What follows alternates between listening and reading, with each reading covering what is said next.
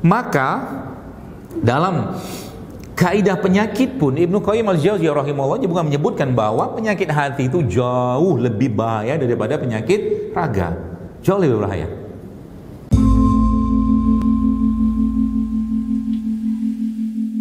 Kesempatan untuk menyembahnya, beribadah kepadanya, yang merupakan salah satu amanah yang memang Allah ciptakan manusia memang untuk itu. Kita tentunya bersyukur pada Allah Subhanahu wa taala, di hari ini pun Allah masih takdirkan kita hidup dalam keadaan beriman kepada Allah. Dan tentunya kita berharap mati pun kita juga dalam keadaan beriman kepada Allah Subhanahu wa taala. Dan tentunya rasa syukur ini tidak cukup hanya sekedar di lisan saja. Bahkan kita tahu bahwa bulan atau sebentar lagi kita akan masuk ke bulan Zulhijjah.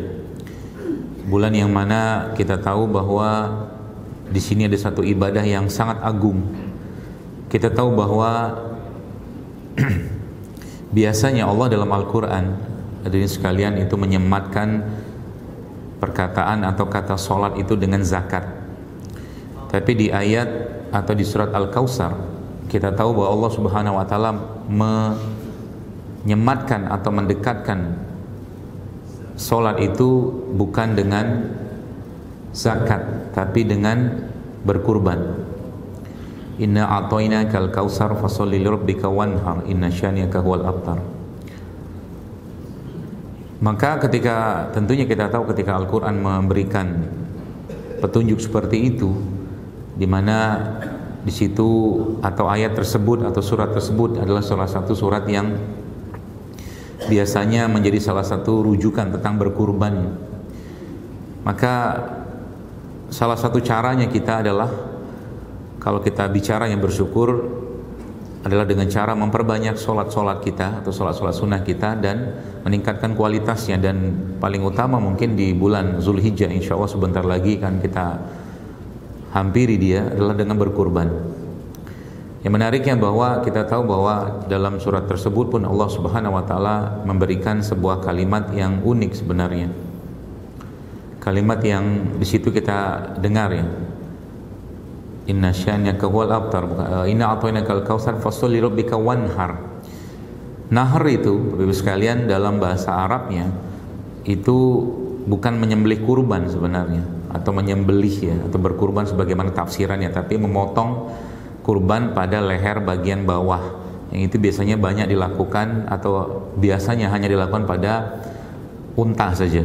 Kita tahu kalau kita motong kambing itu kan di bagian leher atas. Leher atas yang kita potong, kita pegang, kita potong ya. Kalau yang belum pernah motong kambing, potonglah.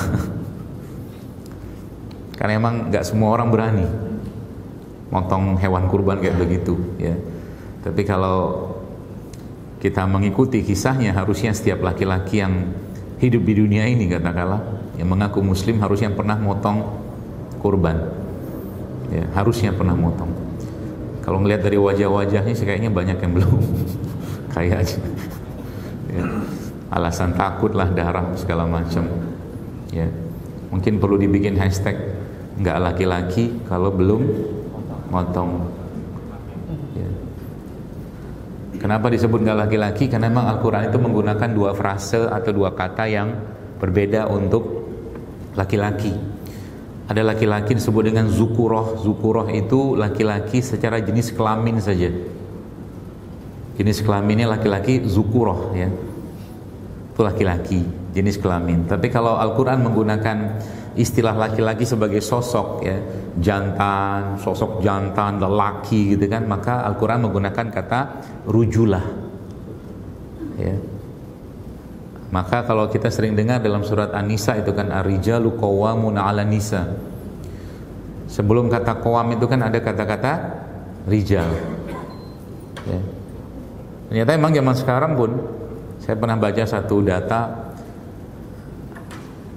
bahwa hormonnya atau kadar testosteron laki-laki di usia 30 tahun di zaman-zaman sekarang ini, laki-laki usia 30 tahun di zaman-zaman sekarang ini itu sama dengan laki-laki yang berusia 60 tahun di tahun 80-an. Makanya tadi saya nggak heran waktu disampaikan mungkin sama siapa tadi, Pak DKM atau apa itu, katanya di sini banyak yang kena asam urat.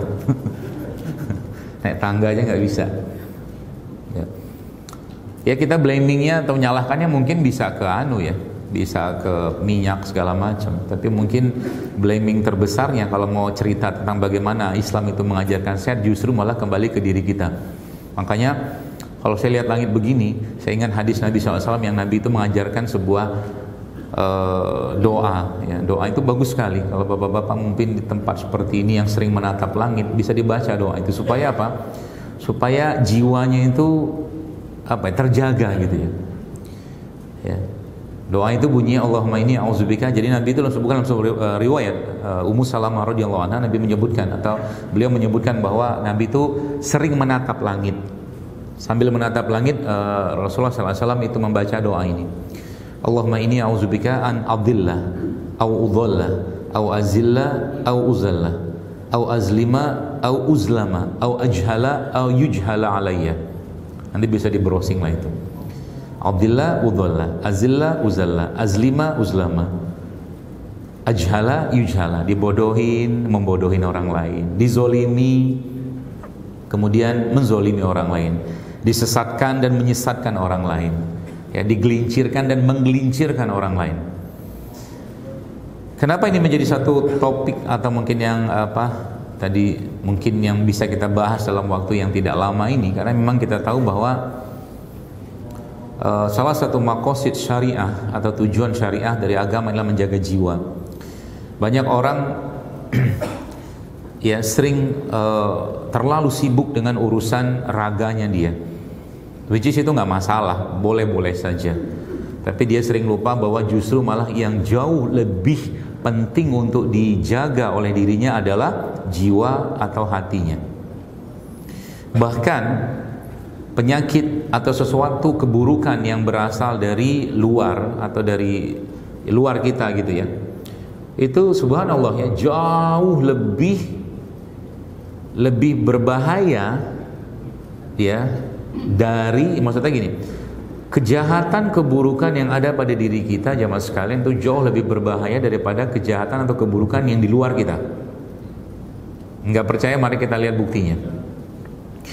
Allah Subhanahu wa taala dalam surat Al-Falaq, ya, ada surat ini sering kita baca atau mungkin yang sudah sering merutinkan zikir pagi petang ada bacaan ini kan. Qul a'udzu birabbil falaq min syarri ma khalaq. Kita menyebut nama Allah, Qul a'udzu birabbil falaq. Aku berlindung kepada Allah dari kita nyebut Allah Rabbil Falaq, Rabb yang menguasai subuh ya. Min syarri ma khalaq, di situ sebutkan kita berlindung pada Allah dari kejahatan subuh kan gitu. Tapi menariknya di situ cuma sekali kita menyebut nama Allah Rabbil Falaq, Qul a'udzu birabbil falaq kan gitu, untuk kejahatan eksternalnya kita ya. Tapi lucunya atau bukan lucu, serunya adalah kalau kita baca surat An-Nas. Surat An-Nas itu kan adalah surat yang menurut saya itu unik gitu kan. Kenapa unik?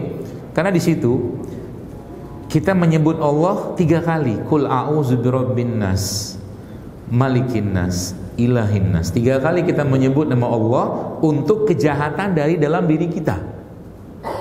Min syarril waswasil khannas. Kan gitu.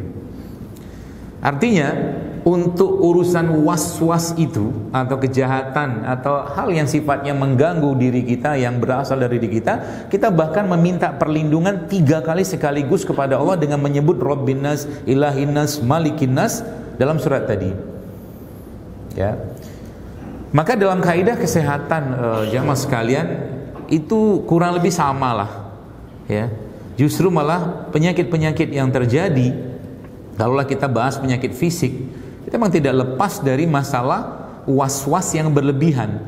Ya, saya pernah berikan contoh sederhana. Ya, ada mungkin bapak-bapak gitu kan, mungkin ada mengalami kayaknya, mungkin dia makan emping sebiji emping gitu. Empingnya 1 keping gitu kan, bahasa kita gitu lah. Ya. Habis makan emping itu tiba-tiba asam uratnya 8, cuma 1 gitu. Makan emping 1, tiba-tiba asam uratnya melesatnya luar biasa. Apa sebab kira-kira? Ya, kalau dalam apa yang saya pelajari itu banyak sebab tentunya. Ya, Meskipun sebelumnya dia aman-aman aja tuh. Contohnya misalkan begini. Waktu dia mau makan emping itu misalkan ya, dia sudah curiga sama emping ini, jangan-jangan emping bisa bikin asam urat saya naik gitu kan. Tuh. Kalau dia was-was itu yang muncul, maka itulah racun yang jauh lebih berbahaya katakanlah daripada katakanlah apa tuh namanya urat ya, uric acid yang ada pada emping tadi gitu loh. Banyak kayak begitu. Contoh mungkin di bulan ini kan atau bulan apa Zulhijjah atau bulan Idul Adha ini kan biasa hewan yang paling banyak dipotong salah satu kan kambing. Kambing itu kan salah satu hewan yang paling sering dikambing hitam kan menurut saya. Karena dibilangin menyebab kolesterol lah, segala macam lah. Nah, aslinya sih nggak gitu kalau Anda baca datanya ya. Nggak seperti yang dibayangkan itu. Nah, gara-gara apa itu mungkin terjadi? Salah satunya mungkin gara-gara curiga tadi. Maka kalau makan jangan curiga. Makan aja. Ya, karena curiga, was-was, buruk sangka kita itu akan menyebabkan diri kita justru malah bermasalah dengan apa yang kita makan. Apalagi misalkan ketika di rumah dikasih emping sama istri misalkan, istrinya bilang, "Sudah tahu asam urat masih juga makan emping." Itu racun itu.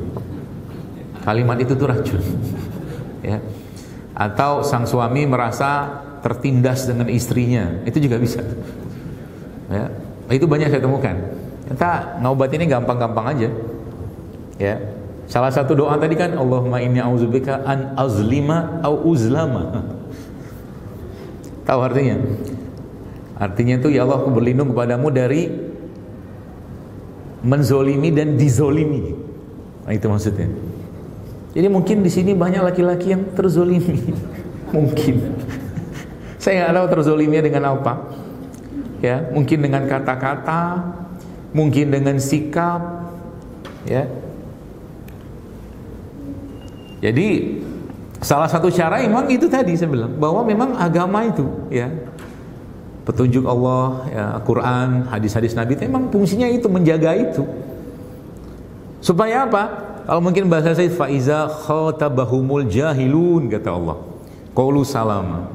Jadi kalau orang-orang bodoh tuh ngomong, bilang aja salam perdamaian. Ente ngomong apa terserah gitu kan. Itu. Dengan konteks kita tidak mengganggu dia juga. Ya, supaya jiwa kita itu tenang. Supaya hati kita itu tenang. Ya. Saya banyak dapatin beberapa waktu belakangan memang saya pribadi memang pengen ngulik-ngulik itu maksudnya Rasul itu mengatakan iza solaha jasada kulluh kata Nabi, bahwa dalam tubuh manusia itu terdapat segumpal daging, kalau dia baik semua, rusak semua sama. Berarti kan sebenarnya kaki, tangan, organ tubuh kita ini mereka cuma tentara aja, panglima itu justru malah hatinya, kolbunya gitu loh.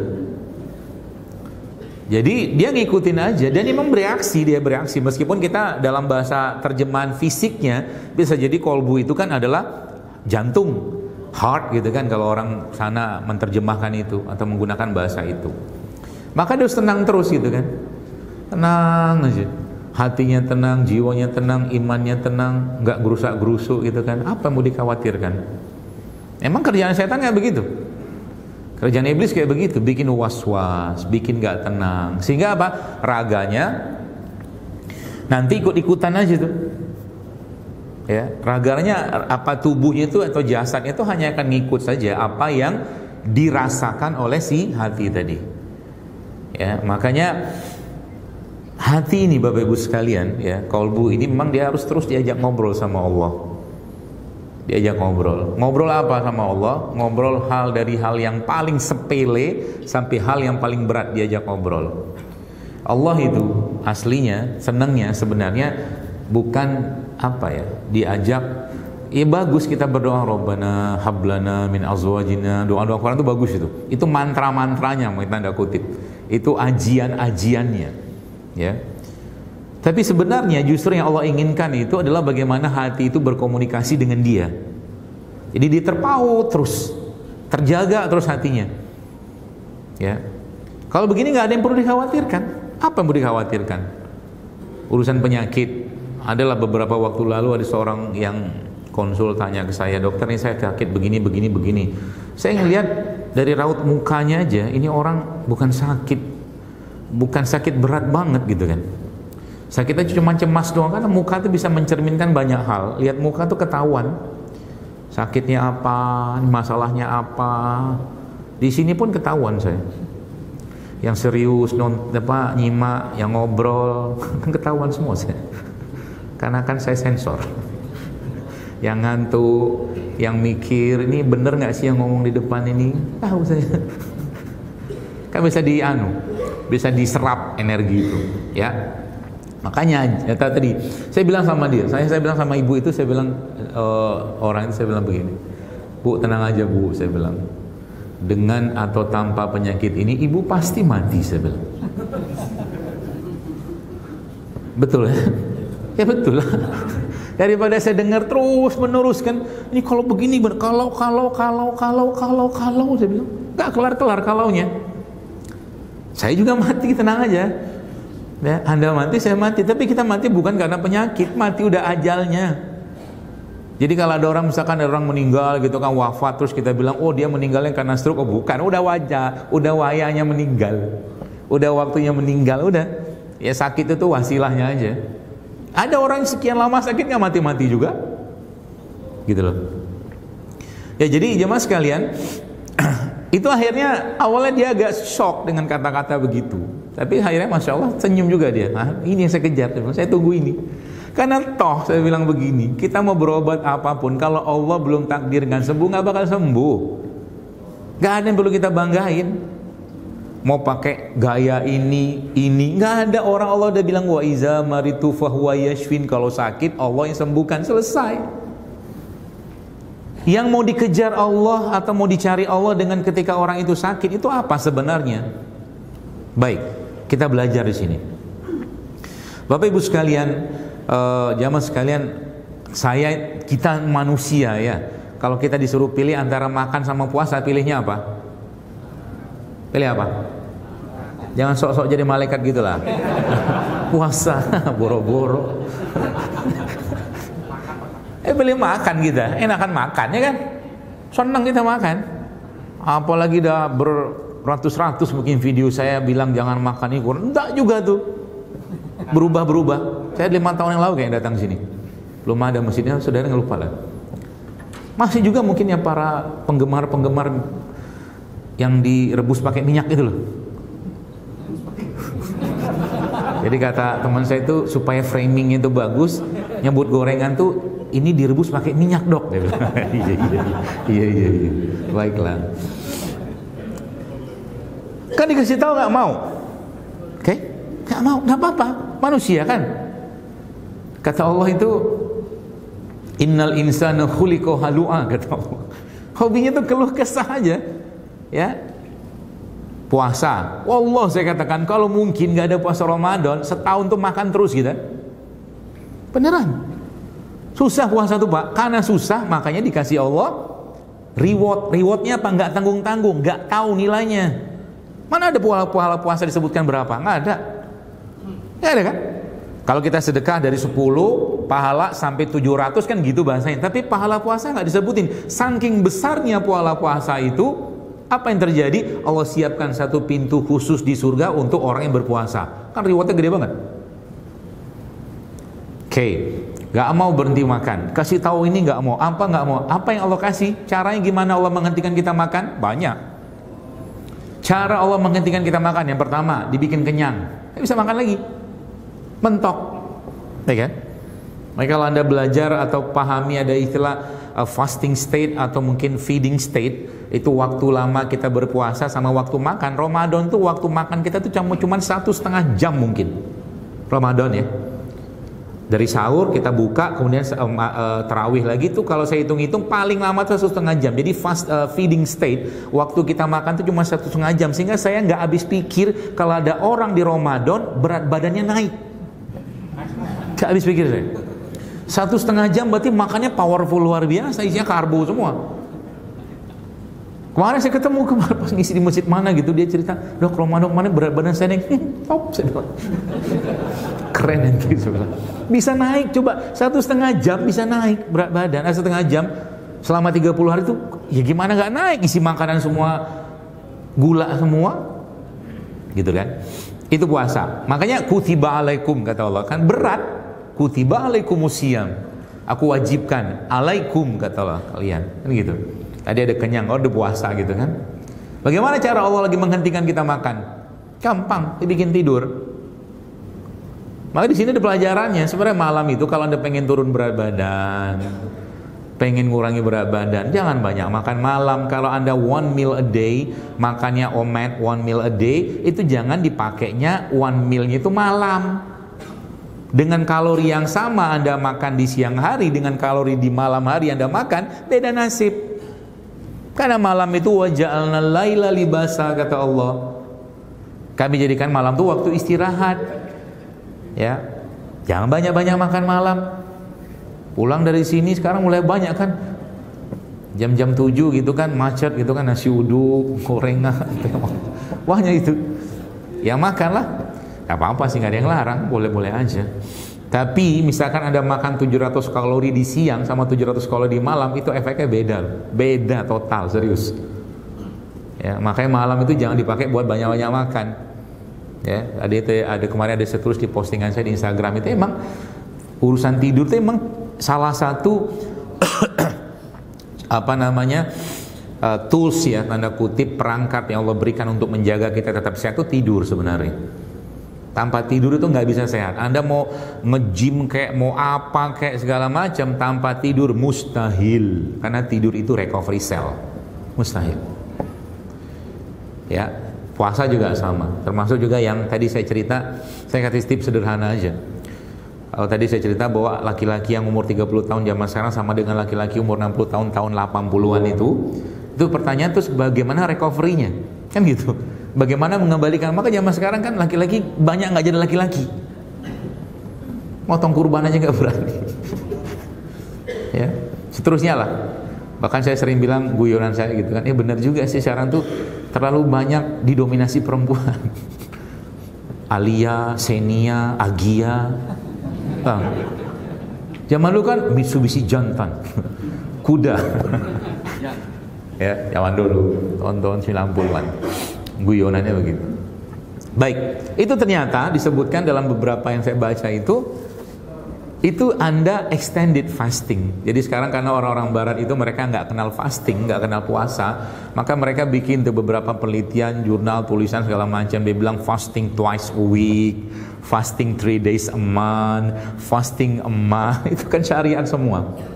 Ya, kitanya aja ya yang kadang-kadang masih butuh data-data itu. Makanya kalau kita lihat wa antasumu khairul lakum in kuntum ta'lamun kata Allah, dan puasa itu lebih baik bagimu jika engkau mengetahuinya kata Allah Subhanahu wa taala. Karena nggak ada metode kayak begitu, akhirnya mereka bikin namanya apa? Intermittent fasting. Dibikin tuh 16, 8, 18, 6, 20, 22, 20, 24, bahkan ini yang terakhir. Ternyata dalam satu yang saya pernah baca itu, oh ternyata testosteron itu bisa naik lagi ya kalau dia 24 hour fasting. Minum aja, nggak makan. Jadi kalau mungkin kita bilang itu semacam water fasting gitu. Jadi nggak makan apa-apa, minum aja. Tapi memang disiapkan badannya. Ya, disiapkan itu maksudnya jangan ujuk-ujuk tiba-tiba nggak makan, kaget badannya nanti malah pusing. Seperti itu. Itu cara paling gampang. Semakin lama fasting state ini karena semakin bagus. Itu yang ketiga, Anda tidur, ada kenyang, ada puasa. Satu lagi apa? Supaya nggak selera makan. Diapain sama Allah? Dibikin sakit kan? Bikin sakit sama Allah. Coba mikir. Tapi yang luar biasa, sakit pun Allah Subhanahu wa taala memberikan privilege. Doanya orang sakit itu kan mustajab. Makanya sekarang sudah mulai mikir, kenapa orang sakit itu nggak dibawain bakso, gorengan? Kan nggak dibawain. Dibawain apa? Buah kan? Itu pesan. Makanya lagi sehat, makanlah buah. Nah gitu loh, mungkin. Seperti itu kurang lebihnya. Ya. Jadi itu caranya Allah menjaga kita. Ya. Tetap tenang, tetap stabil, hatinya damai. Makanya kalau kita baca dalam perang Badar itu, kisah perang Badar itu kan para sahabat itu takut. Belum pernah perang loh itu. Ngelawan musuh yang jumlahnya hampir 1000 orang kan, cuma 300 orang. Apa yang Allah berikan buat mereka supaya tenang? Dalam surat Al-Anfal itu, apa yang Allah kasih ke mereka? Tidur kan, Allah tidurkan mereka. Sebelumnya Allah kasih hujan dulu. Jadi emang kalau masalah sudah terlalu banyak dan kita bingung cara mengatasinya, solusinya apa? Tidur aja. Tidur aja. Ya, Ashabul Kahfi, lihat, seru kalau kita bahas. Ashabul Kahfi itu sekalian, coba baca ayatnya itu. Ashabul Kahfi itu berapa lama tidurnya? Wallahu a'lam bishawab. Itu jawaban paling gampang. Hanya Allah yang tahu, yang bisa baca. 300 tahun. Tapi menariknya Allah nggak tulis 300 tahun. Ashabul Kahfi itu Allah tulisnya 300 plus ditambah 9 tahun. Coba lihat. Nggak disebutin 309 tahun itu, enggak. 300 ditambah 9 tahun. Saya mikir mungkin ayat itu maksudnya begini. Jadi waktu mereka dalam tidurnya mereka itu tiba-tiba ada teman mereka bangun. Oh lihat zaman masih sama, tidur lagi aja. Oh masih sama, tidur lagi aja. Sampai akhirnya ditambah 9 tahun. Jadi memang bagus itu kaum rebahan itu. Daripada dia melek bikin maksiat, tidur aja kalau gitu. Misalkan begitu loh. Ya, daripada dia melek, tidak banyak yang dia kerjakan, malah bikin dosa, tidur aja. Ya, tapi yang katakanlah yang sadar, akalnya dipakai gitu ya. Yaitu tidur itu salah satu solusi. Makanya saking luar biasanya efek tidur itu kalau Anda baca risetnya, penelitian, Masya Allah, luar biasa. Testosteron dia riset lagi, hormon-hormon, sistem metabolik, enzim, semua diperbaiki sama dia. Hanya mengandalkan tidur. Tentaranya Allah kan tidur. Ya. Saking luar biasanya tidur itu punya efek. Nabi kita sallallahu alaihi wasallam beradab luar biasa dengan tidur. Nggak ada langsung ujuk-ujuk tidur. Sebelum tidur Nabi berwudu, sebelum tidur Nabi baca ayat kursi, Ali Imran, Al-Falaq, An-Nas, Al-Ikhlas. Beradab luar biasa dengan, karena emang dalam tidur itu banyak sekali hal yang Allah berikan kepada kita. Ya, tidur. Bangunnya ngapain? Ya. Bangunnya supaya punya semangat. Kalau Bapak Ibu sekalian misalkan begini. Saya bilang sama Anda, besok semua karyawan atau semua ya karyawan Indosat istilah gedung ini akan dites. Misalkan gitu kan. Akan ketemu dengan pimpinan perusahaan ini yang tertinggi misalkan gitu. Akan dites dengan 3 pertanyaan.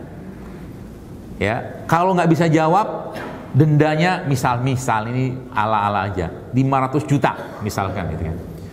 Atau kalau enggak nanti besok kalau ketemu menghadap sama yang punya perusahaan misalkan, itu kalau bisa jawab juga itu dipenjara 5 tahun misalkan, ala-alanya. Anda kan pasti kelabakan, belajar kan, mempersiapkan kan, pasti begitu. Makanya kalau belajar dari atau mungkin kita mentadaburi saja doa bangun tidur itu kan doa sebenarnya ada pesan di situ. Apa kata Allah di sana atau kata Rasulullah SAW? Kan doanya kan Allah alhamdulillahillazi ahyana ba'da amata wa ilaihin nusyur. Wa ilaihin nusyur. Kita akan kembali kepada Allah, ketemu Allah, mempertanggungjawabkan semua ini kepada Allah. Artinya pagi-pagi saja kita sudah tahu bahwa kita pasti bertemu Allah, makanya siapinlah hidup kita. Jadi judulnya kalau seorang mukmin itu masih apa ya? Ngeluh-ngeluh, nggak semangat, lah pasti ketemu Allah masalahnya. Tiap hari diingetin sama Rasulullah. Pasti ketemu Allah. Tanggung jawab ini semua ngapain? Jadi suami ngapain? Jadi istri ngapain? Jadi anak ngapain? Jadi merantu, semua ditanyain sama Allah. Diingetin tiap hari sama Rasulullah dengan doa tadi. Itu baru satu tadabur doa bangun tidur. Supaya apa? Jiwanya tenang. Supaya hatinya tenang bahwa dia pasti akan kembali sama Allah. Itu maksudnya. Makanya kalau kita bicara tentang sakinah itu kalau kita lihat dalam Al-Quran kan Allah menggunakan kata anzala, ya. Anzala itu kan diturunkan. Wallazi anzala sakinah fi qulubil mu'minin. Dia bukan didapat. Sakinah itu bukan sesuatu yang kita dapatkan dari bumi, ini nggak bisa. Dia dari langit. Allah yang kasih. Betapa banyak ya, mungkin kita lihat di pandemi kemarin, orang cemasnya luar biasa, takutnya luar biasa. Ini memang itu kerjaannya setan, kerjaannya iblis, supaya apa? Orang tuh cemas luar biasa, cemas dengan urusan rezeki, cemas dengan urusan masa depan, semua dibikin cemas sama dia. Padahal kita harus sadar kan bahwa sebenarnya ya semua sudah diatur sama Allah.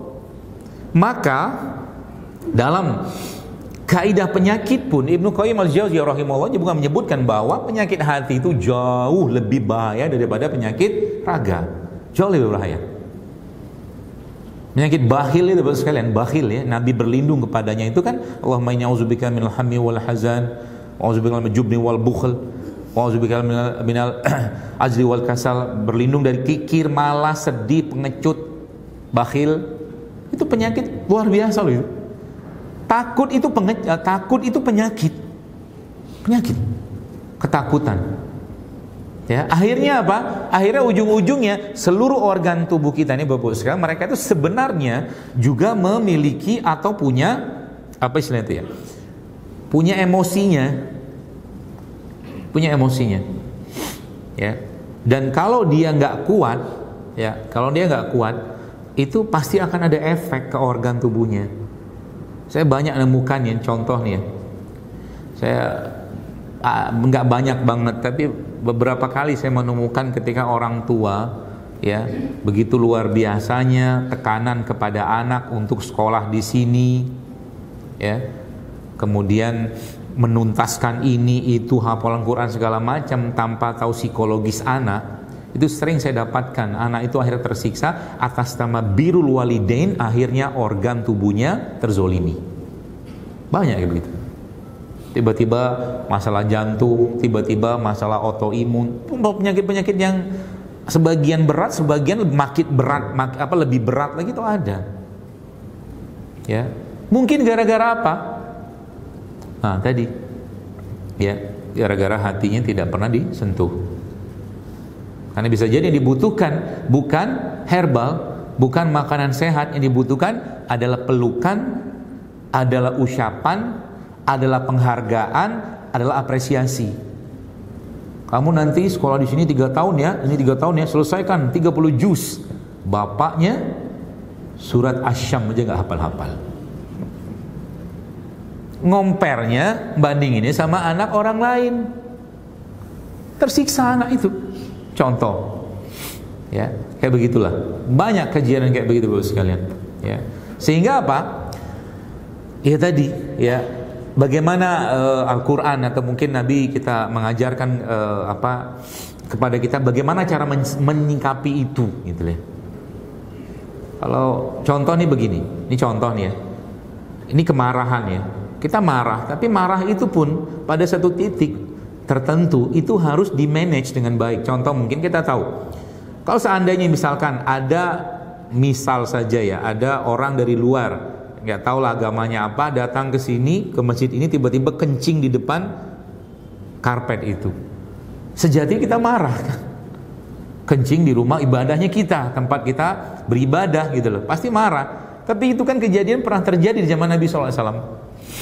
Nabi tahu ini orang nggak paham. Ada badui datang, dia kencing di situ. Ya, atau juga lihat, ada satu kisah lagi Nabi itu ya, kalau mungkin bahasa kita tuh manajemen hati, manajemen perasaan, manajemen emosi. Ya. Ada seorang anak yang bertanya kepada Rasulullah, seorang pemuda. Dia tanya gini pada Rasulullah, "Ya Rasulullah, bolehkah aku berzina?" Kan keren kan pertanyaannya kan? Keren. Kita semua sudah tahu lah hukumnya zina itu apa. Tapi apakah Nabi langsung bentak-bentak anak itu, marah-marah anak itu? Enggak. Tapi yang jadi babnya di sini adalah bagaimana ada beberapa hal di sudut sisi atau sisi parenting, katakanlah kalau sedikit kita cuil sisi parenting itu menarik sebenarnya.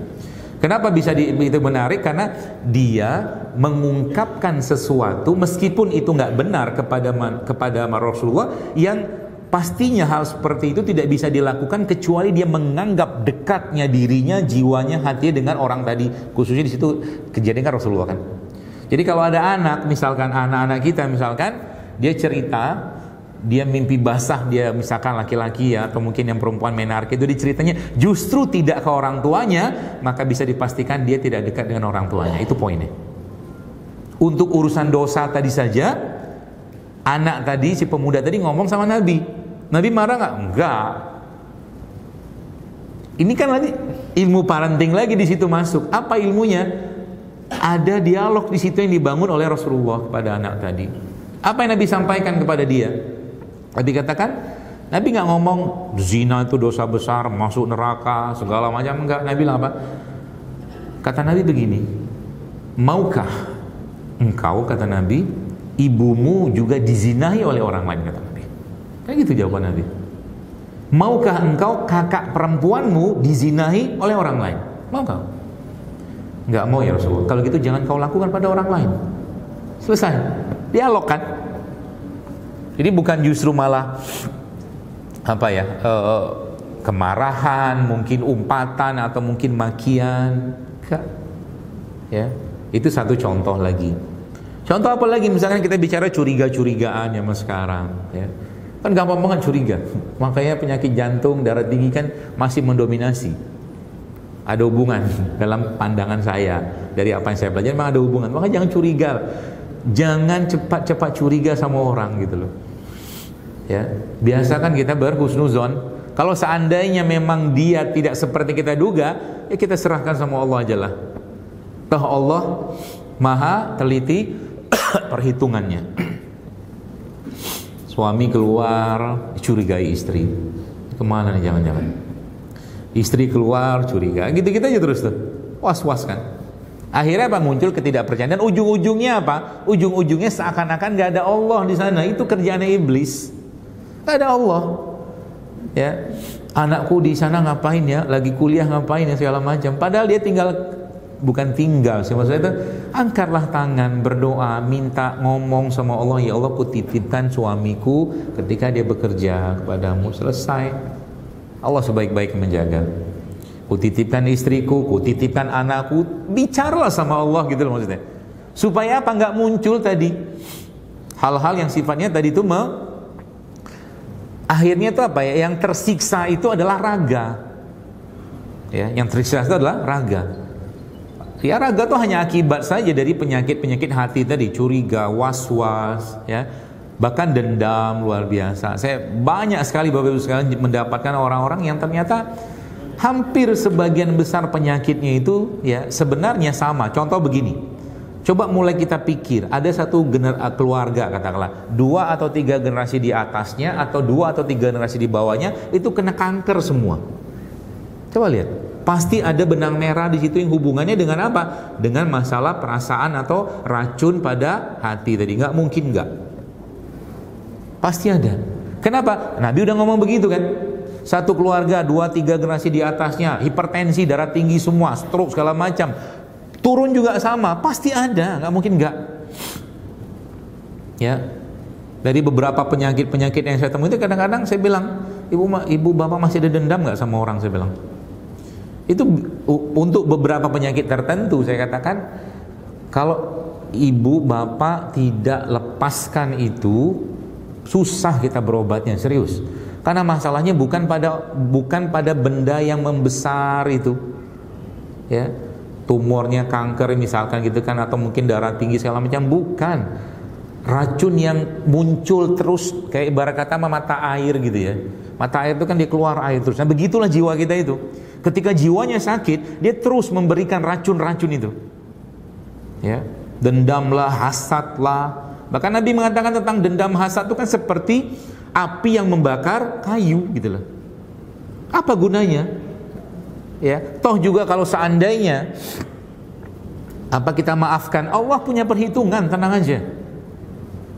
Masalahnya kalau nggak dimaafin, kita yang tersiksa. Ya, seperti itu. Makanya salah satu resepnya itu ikhlaskan. Udah ikhlasin aja lah. Saya pernah lihat subhanallah dalam satu bukan case-nya saya lah. Case-nya guru saya, dia subhanallah itu nggak masuk akal menurut saya. Ya. Ada seorang ya pasien lah ya. Luka Pak di sini Pak, subhanallah. luka gede banget, bahkan kalau tangan itu dimasukin masuk ke dalam, masuk. Itu kalau mungkin bawa ke rumah sakit mungkin sudah harus dioperasi lah, dibersihin segala macam. Terus gali. Ternyata nggak jauh-jauh dari urusan dendam, pakai kesumat pula. Dendam kesumat. Terus diobatin makan herbal apa segala macam, ya luka dibersihin seperti itu aja. Segini saya kasih ada gambar aja. Jadi telunjuk nih masuk situ. Terus saya liatin gambar perkembangan itu. Wallah, itu tanpa dijahit sama sekali, nutup. Asbab apa? Dia maafkan orang yang ada dendam itu. Jadi akhirnya obat-obatan cuma 20-30% saja. Segitunya dahsyatnya emosi itu. Putih merah gitu kan. Kalau lihat itu ya mungkin nggak bisa makan kita lihat itu. Anu banget memerah, banyak ada nanahnya di awal. Tapi tutup, nutup. Gitu.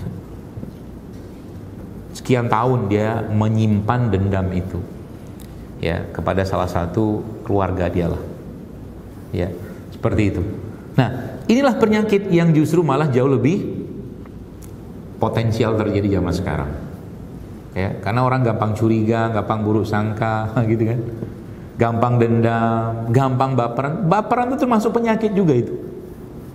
Ya, gampang tersinggung. Ya, dikit-dikit tersinggung apa. Pokoknya yang receh-receh dan remeh-temeh itu gampang banget membuat hatinya gusar, gitu loh. Penyakit itu sebenarnya, sampai penyakit-penyakit yang lain tadi, ya. Nah, sehingga sebenarnya banyak solusi dalam Al-Quran. Bahkan termasuk saya kasih resep kepada Anda, ya. Ini sebenarnya kisah saya ambil juga dari sebuah kajian lah ya, atau mungkin obrolan dari seorang ulama, ya. Beliau mengatakan bahwa ini cara merefresh hati atau perasaan kita. Dia katakan, disebutkan dalam hikmahnya keluarga Daud, seingat saya begitu. Hikmahnya keluarga Nabi Daud alaihissalam. Disebutkan bahwa jika seseorang itu mau menggunakan akalnya dengan baik, kata dia, penulis ini, katanya penulis itu namanya Wahab bin Munabbih rahimahullah, maka jika dia mau mempergunakan akalnya dengan baik, maka dia harus membagi waktu dalam hidupnya itu menjadi 4 waktu, dia bilang. Waktu yang pertama adalah waktu dia bermunajat dengan Allah, ngobrolnya sama Allah, itu yang pertama. Kemudian waktu yang kedua adalah waktunya dia untuk bermuhasabah yang dengan dirinya sendiri. Ya, dia menilai dirinya, sudah ngapain umur sekian, udah ngapain, apa karya yang telah lakukan, apa katakanlah kebaikan sudah kerjakan, muhasabah terus.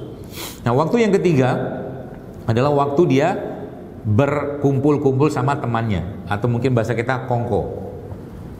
Ya, ini disebutkan dalam hikmahnya keluarga Daud supaya akalnya manusia itu bisa optimal kerjanya. Ya, tapi disebutkan juga kalau mau mencari teman, dalam buku tersebut atau dalam penjelasan tersebut kan dijelaskan bahwa maka carilah teman yang bukan hanya pandai mencari atau memuji kita saja, tapi juga dia tahu masalah atau kekurangan kita sehingga dia bisa menasihati kita. Itu teman yang baik, bukan cuma pandai memuji aja. Ya. Nah, yang terakhir ini yang lucu, ya. Yang terakhir adalah waktu Anda untuk menikmati Anda dan diri Anda. Mungkin bahasa kita sekarang me time. Nah, dalam riwayat tersebut disebutkan bahwa, ya, jadi tapi ada syaratnya, ya. Ada syaratnya, dia harus halal, nikmat, enak, sehat, atau mungkin nggak berlebihan, gitulah kurang lebih, apapun itu bentuknya. Ya.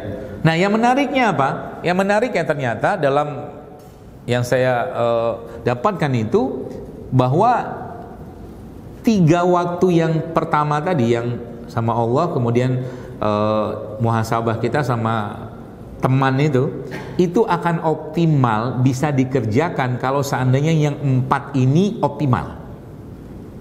Dia bisa membuat yang 1, 2, 3 itu optimal. Ibadahnya jadi optimal, muhasabahnya jadi optimal, ketemu teman dengan optimal, kalau dia memanfaatkan me time-nya tadi, gitu loh.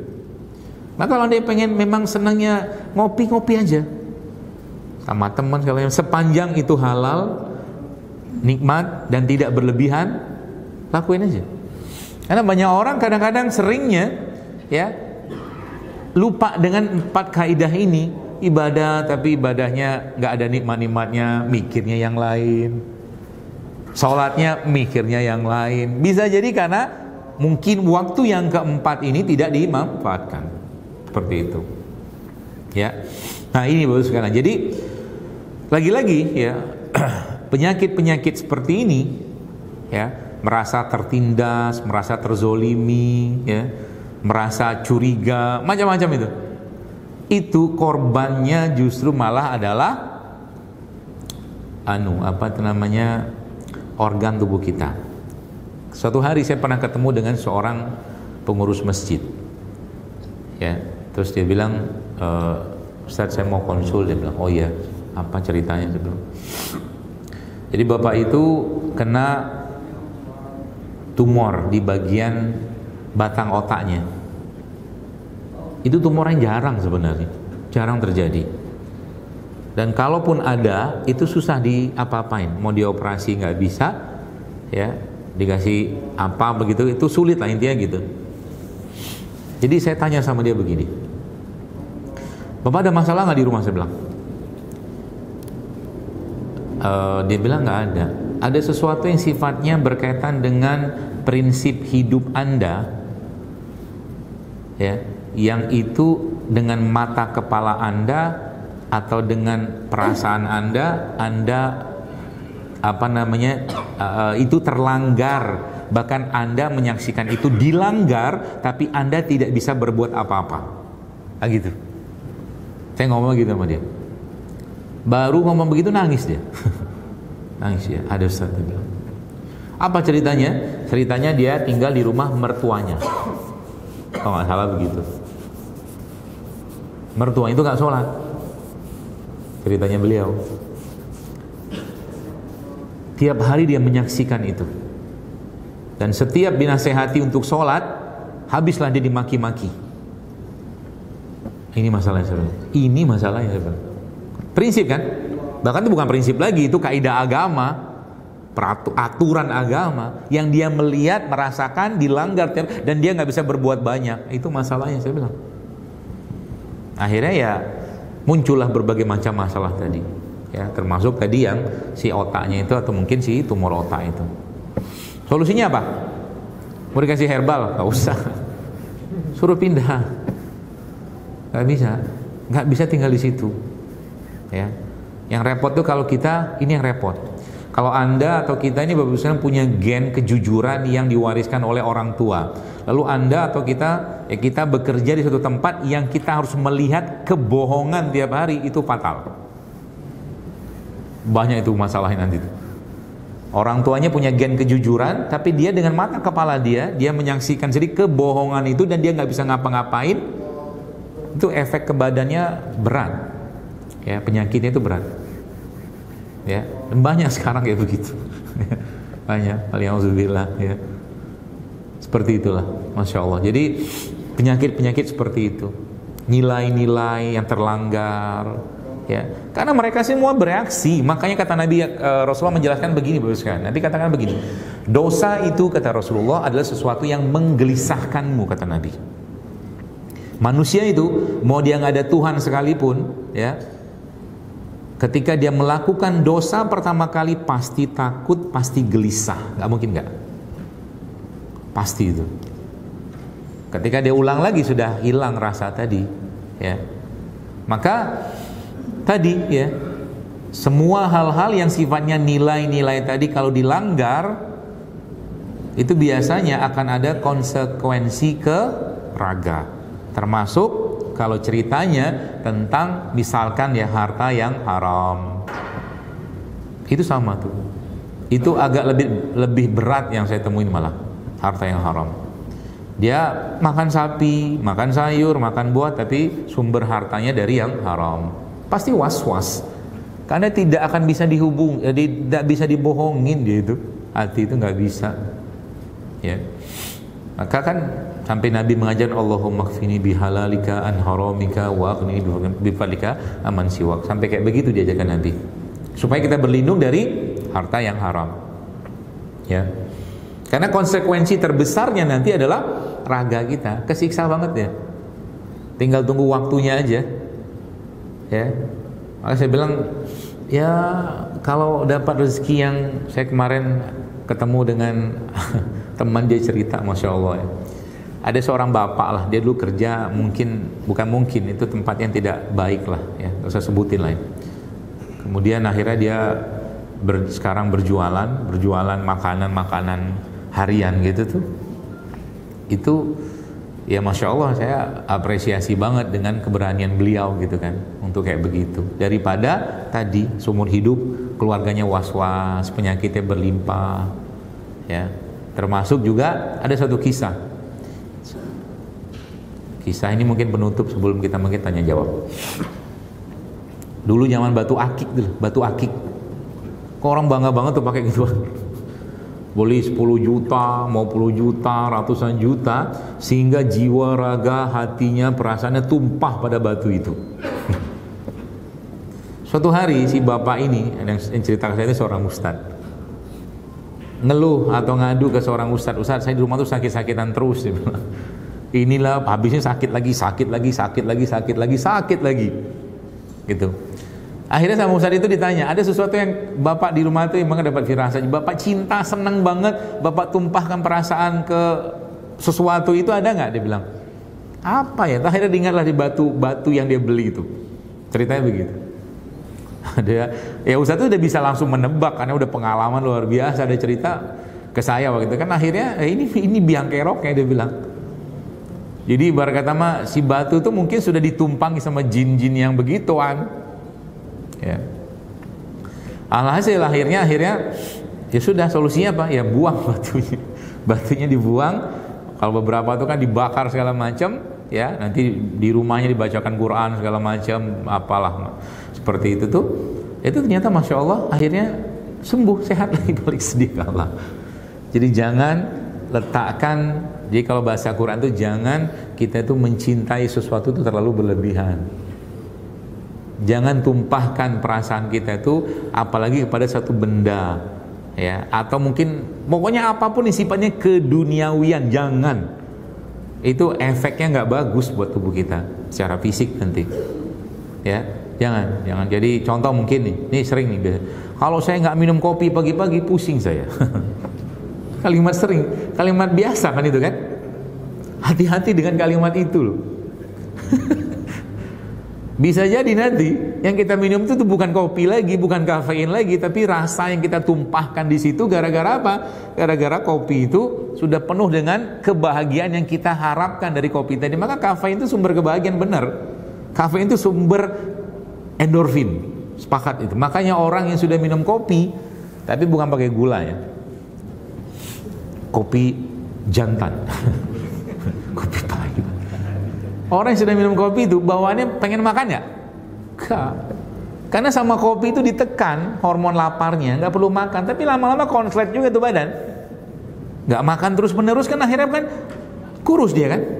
Ketika tubuhnya butuh nutrisi tertentu yang dia harus asup, ngopi lagi dia. Nah itu nggak benar. Ya seperti itu. Jadi akhirnya apa? Tadi tumpah perasaan. Ya. Itu jadi masalah nanti. Ya. Nah, jadi dalam sesuatu itu memang ada emosi, ada perasaan yang diselipkan di situ. Termasuk juga dalam urusan makanan. Maka ada istilah good food is good mood, itu loh. Ada istilah itu. Jadi semakin bagus, semakin fresh makanan, semakin bagus mood kita. Semakin berasal dari alam, nggak banyak pengolahan, nggak banyak bahan tambahan pangan segala macam, semakin bagus moodnya kita. Saya kira mungkin itu yang bisa saya sampaikan. Ustaz, mudah-mudahan bermanfaat. Saya kembalikan lagi. Assalamualaikum warahmatullahi wabarakatuh. Baik, kalau mungkin hanya satu pertanyaan nih di kesempatan, silakan yang bertanya. Kalau ada berarti komisi dulu kita bisa. Oh, ada.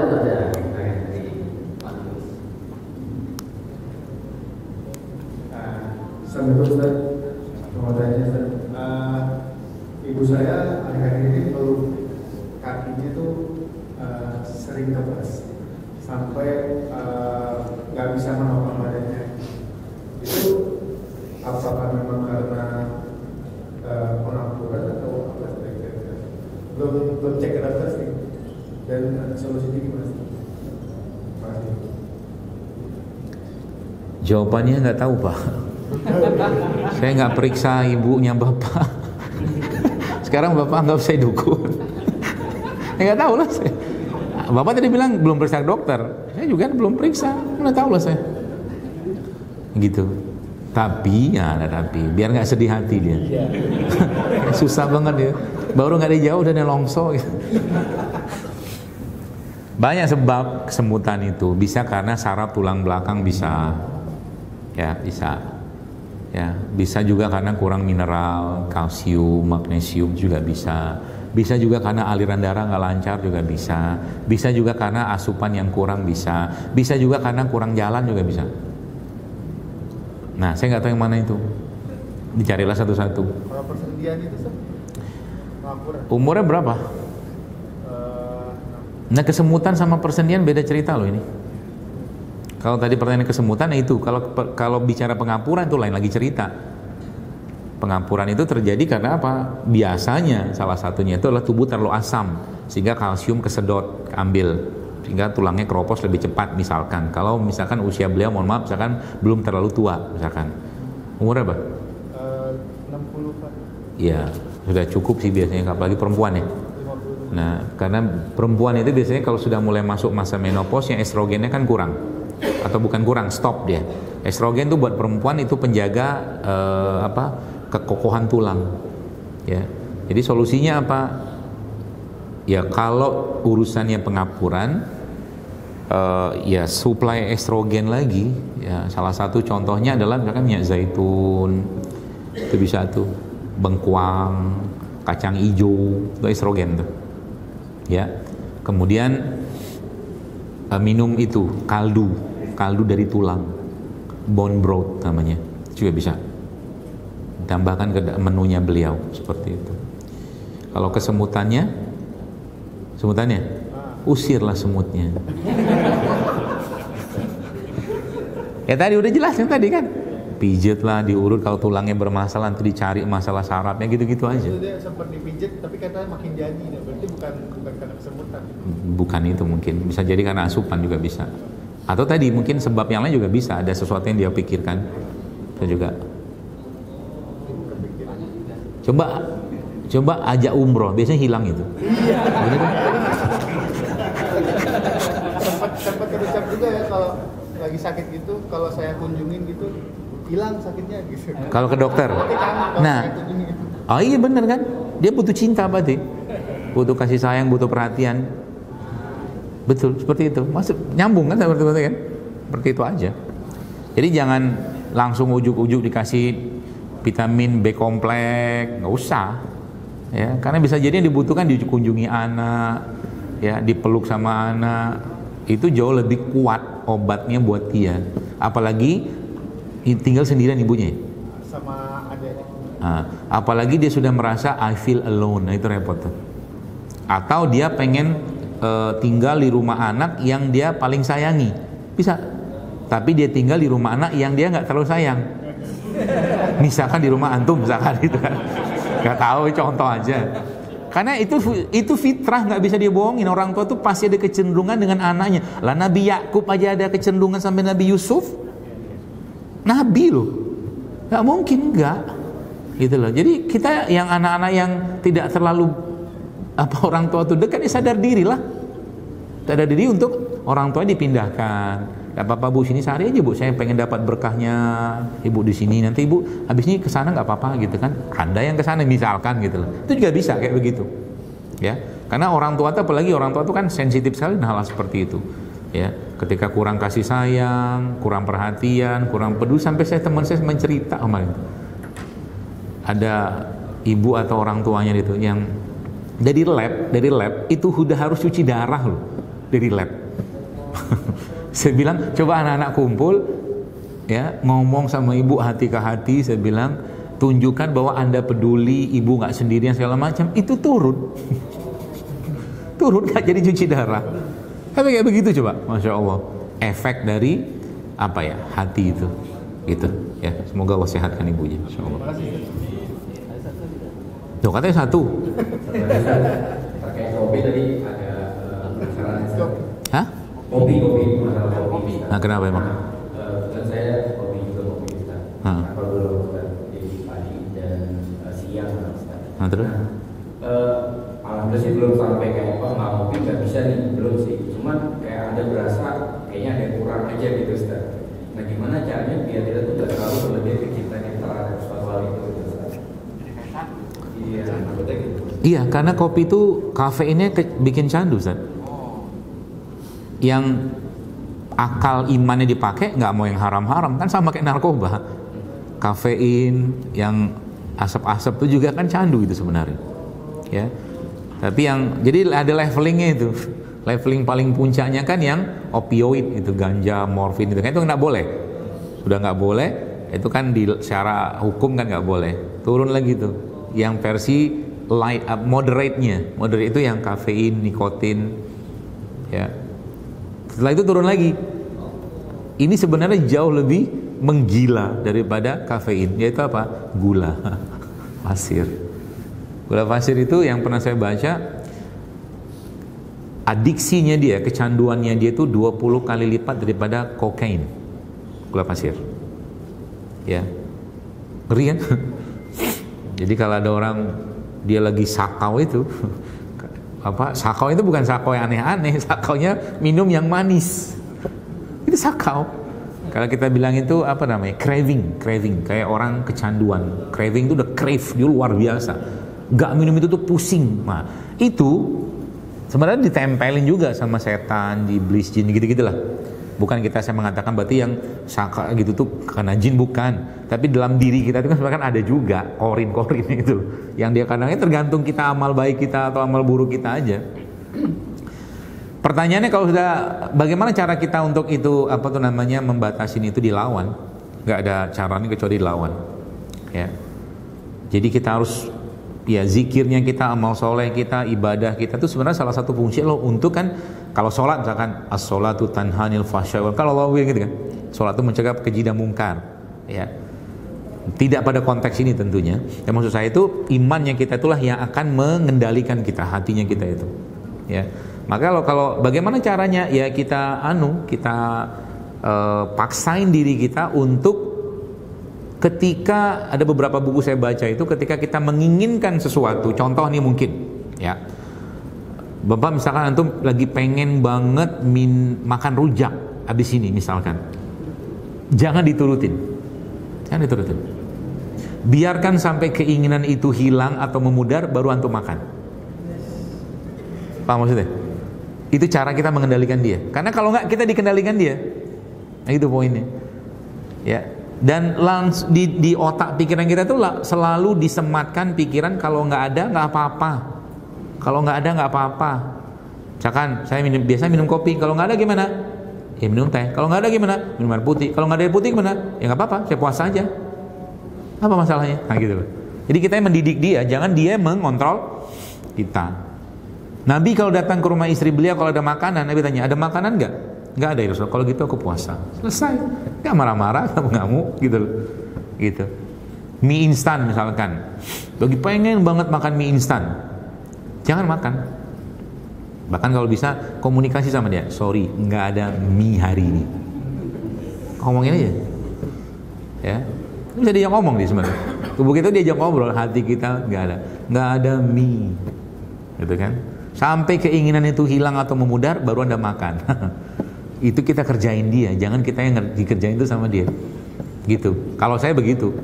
Termasuk ini sering saya sampaikan di beberapa kajian. Kita ini kan semua lidah kita nggak pernah nggak ada lidah kita ini mungkin di sini yang tidak pernah makan mie instan. Betul lah? Nggak ada.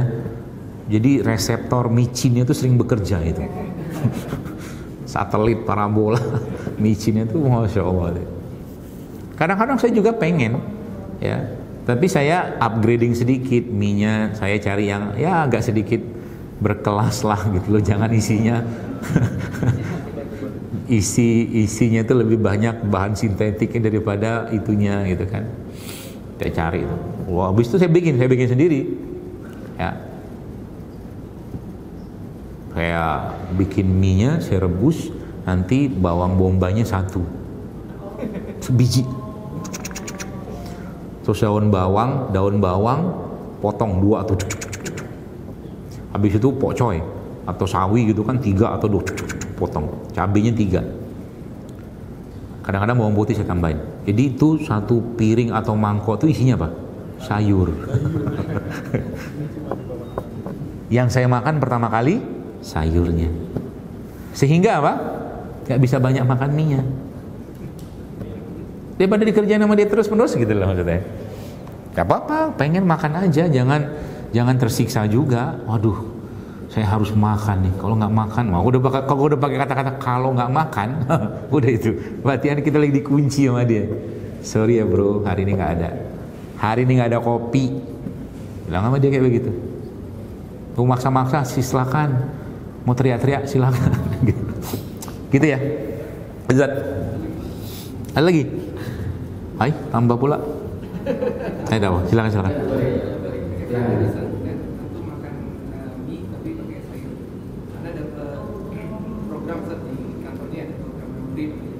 Dia ngasih kayak diet itu sekitar 60% itu sayur, terus 20% itu karbo, terus 20%-nya lagi lauknya. Protein. Itu gimana sebenarnya?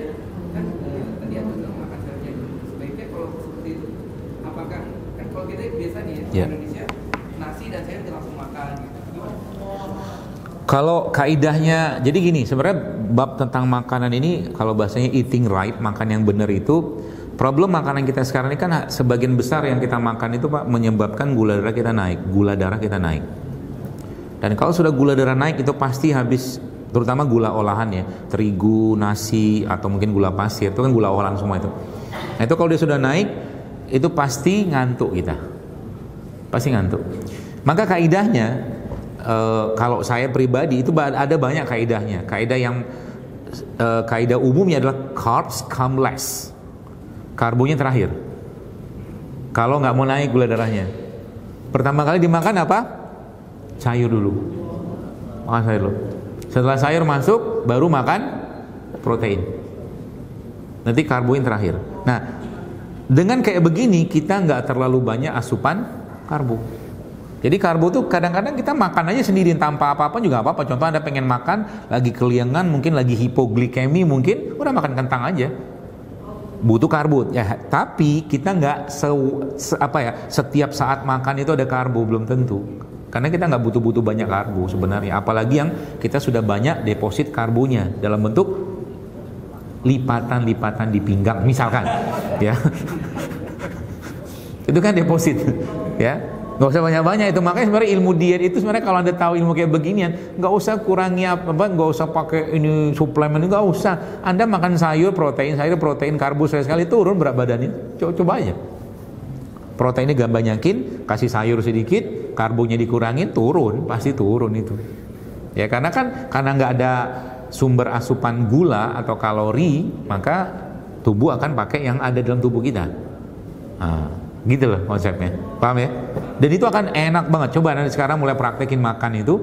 Makanya sering saya bilang kalau bapak ibu pengen makan bubur ayam yang sehat, itu banyakin sayurnya. Sayur daun bawang bisa gitu kan? Jadi kalau bisa satu mangkok itu isinya daun bawang aja semua. Terus buburnya cuman 2-3 sendok makan. Nah gitu kan? Terus kasih daging tuh, daging ayamnya atau mungkin telur segala macam. Jadi Anda sehat, makanya nggak ngantuk kan sampai kantor. Coba deh perhatiin. Sekali-sekali maksud saya itu coba kita menantang diri kita tuh untuk nggak ngikutin regularitas tiap hari gitu loh. Begini aja tuh. Iya, saya tahu yang namanya makan bubur ayam itu biasanya dua tim tuh, tim adu sama tim pisah gitu kan. Coba sekali-sekali diubah sedikit supaya badan itu, otak itu seperti yang tadi pagi saya bikin postingan itu, otak itu lebih ada cipratan-cipratan elektron baru gitu loh, dengan mengerjakan hal-hal yang baru. Itu nanti makan bubur ayam baik. Kayak kalau saya tuh suka kayak begitu, ya. Sehingga kita tuh punya pengalaman baru dan akhirnya tanpa sadar ya tadi terbentuk pola makan sendiri. Ya, itu yang paling utamanya. Jadi kalau sudah tahu kan misalkan Anda makan gorengan misalkan. Gorengan tuh kan yang paling tinggi enzim dan seratnya ada pada cabenya, Pak. Cabenya. Maka udah tahu kan terusannya kan? Banyakin cabenya. Jadi gorengannya satu, cabenya ya cari cabai yang nggak pedes-pedes lah. Ada tuh. Jadi Anda satu gorengan tuh makannya 15 cabenya. Kan nggak pedes tuh. Itu enzim beneran. Makanya banyak orang habis makan yang tadi ya, tepung yang direbus pakai minyak gitu loh. Itu ngantuan gitu loh ya, karena tadi gula lagi. Tapi kalau Anda cobain, nanti coba di trial ya. Anda makan gorengan satu, cabenya banyak, tapi jangan cari cabai yang pedas juga. Nanti kan jontor gitu. Cari cabai yang nggak terlalu pedas, itu enzim semua itu. Makan sebelum gorengannya, sehingga nanti kalaupun kita tetap pengen oke lah, sudahlah, dilarang juga nggak bisa, aman kita. Wallahu a'lam bishawab. Subhanakallahumma bihamdika asyhadu an la ilaha illa anta astaghfiruka wa atubu ilaik. Assalamualaikum warahmatullahi wabarakatuh. Waalaikumsalam.